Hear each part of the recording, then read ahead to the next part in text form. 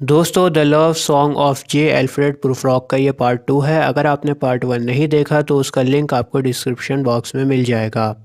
चलिए पोएम को कंटिन्यू करते हैं। Arms that lie along a table or wrap about a shawl and should I then presume and how should I begin. Arms का मतलब यहाँ पर है लेडीज़ से, औरतों से। तो बोलता है कि औरतों ने अपने हाथों को टेबल पर रख रखा है और जिस्म को शॉल से ढक रखा है। क्या ये सही मौका है अपने प्यार का इजहार करने का? क्या मुझे जाना चाहिए? और अगर मैं जाऊं, अगर मैं अपना प्यार का इजहार करने के लिए जाऊं, तो फिर मुझे किस तरह से शुरुआत करनी चाहिए? मुझे शुरुआत में क्या कहना चाहिए?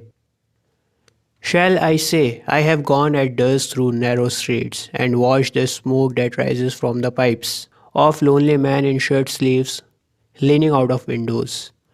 क्या मुझे उसके पास जाकर ये कहना चाहिए कि मैं कैसे इन छोटी तंग गलियों से होता हुआ आया हूँ? मैंने कुछ आदमियों को देखा है जो सिगार पी रहे थे, उनकी शर्ट बाहर आ रही थी और वो लोग लोनली थे, अपनी खिड़कियों से झांक रहे थे। क्या मुझे ऐसी बातें करनी चाहिए? जो कुछ भी मेरे साथ रास्ते में बीता है, जो कुछ भी मैंने रास्ते में देखा है, क्या मुझे उसको ये बताना चाहिए जाकर? क्या मुझे इस तरह से शुरुआत करनी चाहिए अपने बात की? I should have been a pair of ragged claws skirtling across the floors of silent seas. यहाँ पर प्रूफ्रॉक अपने आप को एक केकड़े से कंपेयर कर रहा है। केकड़ा यानी क्रैब। बोलता है कि जिस तरह से केकड़ी के पास दो पंजे होते हैं, केकड़ा अपने आप को इन दोनों पंजों से प्रोटेक्ट करता है, अपनी हिफाजत करता है। उसी तरह मेरे पास भी दो पंजे होने चाहिए। जिस तरह केकड़े के पास हिफाजत के लिए दो पंजे होते हैं, उसी तरह मेरे पास भी दो पंजे होने चाहिए थे अपने आप को प्रोटेक्ट करने के लिए। And the afternoon, the evening sleeps so peacefully, smooth by long fingers, asleep, tired or it malingers. दोस्तों यहाँ पर फिर से कैट को एज अ सिंबल यूज़ किया गया है। पोएट कहता है कि बिल्ली बहुत थक गई थी, उसने दोपहर और शाम सोकर गुजारी है। उस बिल्ली को सुलाया गया है। वो बिल्ली थक गई थी और उस बिल्ली को सहला सहलाकर सुलाया गया है। आगे लिखा है मैलिंगर्स। इसका मतलब है जानबूझकर बीमारी का बहाना बनाना और काम पर ना जाना, कोई काम ना करना बीमारी का बहाना बनाकर। तो बोलता है कि या तो वो बिल्ली थक गई थी, इस वजह से सो गई, या फिर उस बिल्ली ने बीमारी का बहाना बनाया, थकने का बहाना बनाया और बहाना बनाकर सो गई। Stretched on the floor here beside you and मी, और हम लोगों के बगल में आकर वो बिल्ली सो गई। दोस्तों यहाँ पर यू का मतलब है हम लोग। जो रीडर्स हैं, जो पोएम को पढ़ रहे हैं, उनके लिए यूज़ हुआ है यू, और प्रोफ्लॉग है यहाँ पर मी। तो मेरे और तुम्हारे बीच में वो बिल्ली आकर सो गई। Should I after tea and cakes and ices have the strength to force the moment to its crisis. अब देखो, घुमा फिराने की बातें इतनी देर से ये कर रहा है, अब क्या बोलता है? बोलता है कि क्या मुझे चाय वाय पीकर, केक वगैरह खाकर बात करनी चाहिए? क्या पता कुछ रिफ़्रेशमेंट्स लेने के बाद मेरा मूड बदल जाए, मेरे अंदर हिम्मत आ जाए, मेरे अंदर ताकत आ जाए इस मुसीबत को झेलने की। रिफ़्रेशमेंट्स लेकर मेरा क्या पता मूड बदल जाए। But though I have wept and fasted, wept and prayed. हालांकि मैं इस लड़की के लिए बहुत रोया हूँ, बहुत मन्नतें मांगी हैं और भूखा भी रहा हूँ। Though I have seen my head grown slightly bald, brought in upon a platter, I am no prophet and here is no great matter. दोस्तों क्रिश्चियनिटी में एक प्रॉफिट थे जिनका नाम था जॉन द बैप्टिस्ट, और इनका सर काटकर प्लेट में सर्व किया गया था। राजा ने इनका जॉन द बैप्टिस्ट का सर कटवा दिया था और प्लेट में सर्व करवाया था। तो यहाँ पर प्रूफ्रॉक अपने आप को जॉन द बैप्टिस्ट से कंपेयर कर रहा है और बोलता है कि मैं कोई प्रॉफिट नहीं हूँ, ना ही मैंने कोई बड़ा काम किया है। I have seen the moment of the greatness flicker, and I have seen the eternal footman hold my coat and snicker, and in short I was afraid. दोस्तों इटर्नल फूटमैन का मतलब यहाँ पर मौत से है। फूटमैन जैसा कि आपको पता है कि नौकर को कहते हैं, जो आपका काम करता है, आपके कोट को पकड़ता है, छोटा मोटा काम करता है, आपके पीछे पीछे चलता है, आपको फॉलो करता है, उसको कहते हैं नौकर, फूटमैन। और इटर्नल का मतलब है अंदरूनी। तो अंदरूनी नौकर कौन हुआ? अंदरूनी आपको कौन फॉलो करता है? अंदरूनी आपको फॉलो करती है मौत। तो आपके जिस्म के अंदर आपको कौन फॉलो करता है? आपकी मौत फॉलो करती है। तो यहाँ पर पहली बार प्रूफरॉक एक्सेप्ट कर रहा है कि हाँ मुझे डर लग रहा है। आई वॉज एफ्रेड, मैं डर गया था। And would it have been worth it after all, after the cups, the marmalade, the tea, among the porcelain, among some talk of you and me, would it have been worth while to have bitten off the matter with a smile, to have squeezed the universe into a ball, to roll it towards some overwhelming question। In lines में बोलता है कि अपनी beloved को propose करना एक बहुत बड़ा चैलेंज है। कितना अच्छा होता कि मैं तुमसे बैठकर बात कर सकता, तुमसे अपने दिल की बात कर सकता, लेकिन ये बहुत ही मुश्किल काम है। और वो काम इतना मुश्किल है जैसे मानो पूरे यूनिवर्स को दबाकर बॉल जितना छोटा कर देना। जितना मुश्किल पूरे यूनिवर्स को दबाकर छोटा करना है, बॉल जितना बनाना है पूरे यूनिवर्स को, उतना ही मुश्किल है तुमसे बात करना, तुम्हें प्रपोज करना भी इतना ही मुश्किल है। To say I am Lazarus come from the dead. दोस्तों, लैज़रस क्रिश्चियनिटी में एक बहुत ही गुनाहगार इंसान था।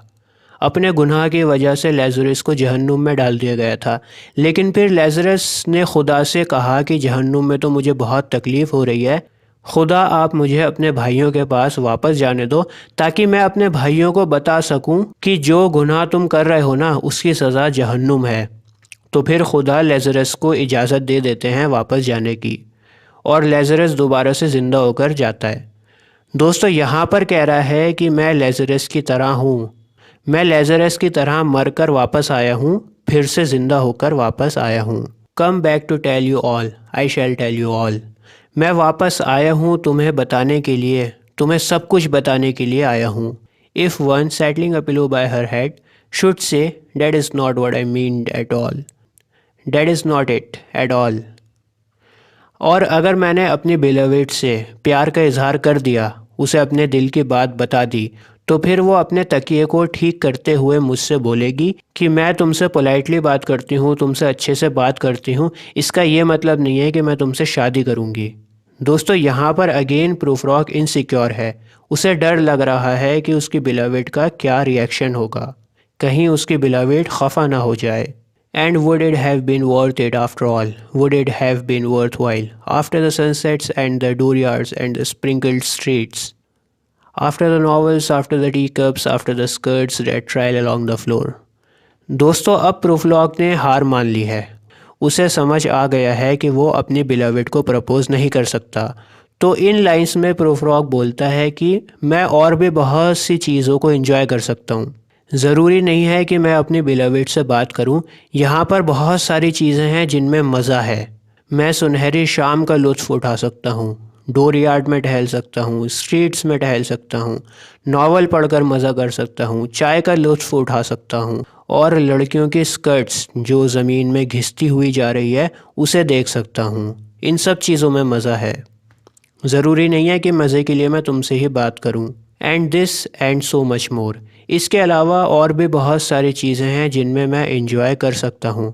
इट इज़ इम्पॉसिबल टू से जस्ट व्हाट आई मीन। और अपने बिलविड को प्रपोज करना तो इम्पॉसिबल है, मैं अपने बिलविड से बात नहीं कर सकता, ये टास्क इम्पॉसिबल है, इसे छोड़ ही दो। But as if a magic lantern threw the nerves in patterns on a screen. लेकिन हाँ, अगर कोई ऐसी मशीन होती जो मेरे दिल का हाल बता सकती, एक स्क्रीन पर मेरी फीलिंग्स का पता लग जाता, तो फिर उस मशीन के ज़रिए मेरी फीलिंग्स के बारे में सबको पता लग जाता। मेरे अंदर इतनी हिम्मत नहीं है कि मैं अपनी फीलिंग्स को मुंह ज़ुबानी बता सकूं, लेकिन अगर कोई ऐसी मशीन होती जो फीलिंग्स को दिखा सकती, तो फिर लोगों को पता लग जाता कि मैं अपने बिलविड के लिए क्या फ़ील करता हूँ। Would it have been worthwhile if one, settling a pillow or throwing off a shawl and turning toward the window, should say, "That is not it at all. That is not what I mean at all." दोबारा से यहाँ पर repetition हुआ है, इन lines को दोबारा से repeat किया गया है। बोलता है कि अगर मेरी फीलिंग्स बाहर आ जाती, मेरी बिलविड को पता लग जाता कि मैं उसके बारे में क्या सोचता हूँ, अगर मशीन मेरी फीलिंग्स को दिखा देती, तो फिर मेरी बिलविड अपने तकिए को ठीक करते हुए कहती, अपनी शॉल को हटाती, तकिए को ठीक करती, खिड़की की तरफ रुक कर मुझसे कहती कि मैं तुमसे पोलाइटली बात करती हूँ, इसका ये मतलब नहीं है कि तुम मुझसे शादी करोगे। अगेन प्रूफलॉक के अंदर बिल्कुल भी कॉन्फिडेंस नहीं है और वो सोचता है कि अगर उसने अपने प्यार का इजहार किया तो फिर उसकी बिलवेड उसे रिजेक्ट कर देगी, उसका रिश्ता ख़त्म हो जाएगा। No, I am not prince Hamlet nor was meant to be. दोस्तों, हैमलेट जैसा आप लोगों को पता होगा कि शेक्सपियर का एक बहुत ही फेमस करेक्टर था। तो बोलता है कि मैं कोई राजकुमार हैमलेट नहीं हूँ और ना ही मैं इस लायक हूँ कि मुझे इतना बड़ा ओहदा मिले। I am an attendant lord, one that will do to swell a progress, start a scene or two. मैं हैमलेट जितना बड़ा महान नहीं हूँ, कोई राजकुमार नहीं हूँ, लेकिन हैमलेट का जो अटेंडेंट था उसकी तरह हूँ। और जो अटेंडेंट हैमलेट प्ले की शुरुआत में या शुरू के पहले या दूसरे सीन में आ गया था, जो अटेंडेंट ड्रामा की स्टार्टिंग में इंट्रोड्यूस हो गया था, उसकी तरह हूँ। राजकुमार नहीं हूँ, अटेंडेंट की तरह हूँ जो प्ले की स्टार्टिंग में इंट्रोड्यूस हो गया था। एडवाइस द प्रिंस, राजकुमार को एडवाइस देने के लिए मैं वो अटेंडेंट हूँ जो हैमलेट प्ले की शुरुआत में ही आ जाता है प्रिंस हैमलेट को एडवाइस देने के लिए। No doubt an easy tool, इसमें कोई दो राय नहीं है कि मैं भी एक ईजी टूल की तरह हूँ जिसे समाज इस्तेमाल कर सके, जो सबके काम आ सके। Deferential, glad to be of use, और मुझे इस बात की खुशी होती है जब कोई मुझे इस्तेमाल करता है, मुझसे कोई काम लेता है, तो इस बात की मुझे खुशी होती है। पॉलिटिक, कॉशियस एंड मेटिकुलस, मैं होशियार भी हूँ, सतर्क भी हूँ और डरपोक भी हूँ। फुल ऑफ हाई सेंटेंस, बड़ी बड़ी बातें बोलने वाला भी हूँ। बड़ा बिट ऑब्स्टियस, और थोड़ा सा मंद बुद्धि भी हूँ। At times indeed almost ridiculous, almost at times the fool, और कई बार तो मैं बिल्कुल रिडिकुलस हो जाता हूँ, लोग मेरा मजाक उड़ाते हैं। और कई बार मैं बिल्कुल बेवकूफ़ों की तरह से बिहेव करता हूँ। I grow old, I grow old, मैं बूढ़ा हो रहा हूँ, मैं बूढ़ा हो रहा हूँ। I shall wear the bottoms of my trousers rolled, shall I part my hair behind, do I dare to eat a peach, I shall wear white flannel trousers and walk upon the beach. मुझे अपने trouser को मोड़ लेना चाहिए, अपने trouser को नीचे से फोल्ड कर लेना चाहिए, ताकि मेरी उम्र थोड़ी कम लगे, मैं थोड़ा फैशनेबल लगूं, थोड़ा जवान लगूं। और क्या मुझे अपने बालों को पीछे की तरफ कंघी करना चाहिए, अपने बाल क्या मुझे पीछे करने चाहिए ताकि मेरा गंजापन छुप सके। और क्या मैं कोई पीच खा सकता हूँ, और जवान दिखने के लिए और ज़्यादा फैशनेबल दिखने के लिए मैं सफ़ेद रंग का ट्राउज़र पहनूंगा और बीच पर टहलूँगा। I have heard the mermaid singing each to each, I do not think that they will sing to me. Beach में जल परियाँ होती हैं जो गाना गाती हैं।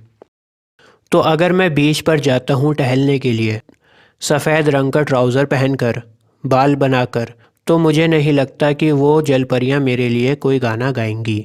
आई have seen them riding seaward on the waves, combing the white hair of the waves blown black, और मैं जल परियों को देख चुका हूँ। जल परियाँ समुंदर की लहरों में मौज करती हैं और समुंदर के ऊपर जो वाइट कलर के झाग होते हैं, जो वाइट कलर की एक लेयर होती है, उन्हें डिस्टर्ब करती हैं। When the wind blows the water white and black, समुंदर का पानी समुंदर के झाग को इधर उधर करता है, समुंदर के झाग को डिस्टर्ब करता है, जिसकी वजह से समुंदर काला और सफ़ेद हो जाता है, क्योंकि सफ़ेद झाग होते हैं समुंदर के और पानी काला दिखता है। तो जो झाग इधर उधर होते हैं उसकी वजह से समुंदर काला और सफ़ेद होता है। We have lingered in the chambers of the sea by sea girls wreathed with seaweed red and brown. Prufrock उन जल परियों के साथ समुंदर के बीच में है, समुंदर के बीचम बीच है, समुंदर के बीच में मौज कर रहा है जल परियों के साथ, और जल परियां प्रोफ्रॉक को माला पहनाती हैं। Till human voices wake us and we drown, और वो सपना टूट जाता है जब कुछ लोगों की आवाज़ें आती हैं और प्रोफ्रॉक जाग जाता है। प्रोफ्रॉक का सपना टूट जाता है, जिसका मतलब ये है कि प्रोफ्रॉक सपने में था और रियलिटी को फेस करना उसके बस की बात नहीं थी। दोस्तों, मुझे तो ये पोयम थोड़ी बोरिंग लगी, ज़्यादा मज़ा नहीं आया इसको पढ़ने में, समझाने में, लेकिन आप लोगों के लिए काफ़ी मेहनत करके इस वीडियो को बनाया है। आपको ये पोयम कैसी लगी कमेंट्स में लिखकर ज़रूर बताना, और अगर आपको ये वीडियो पसंद आई है तो लाइक भी ज़रूर कर देना। आपसे अगली वीडियो में मुलाकात होगी। जय हिंद।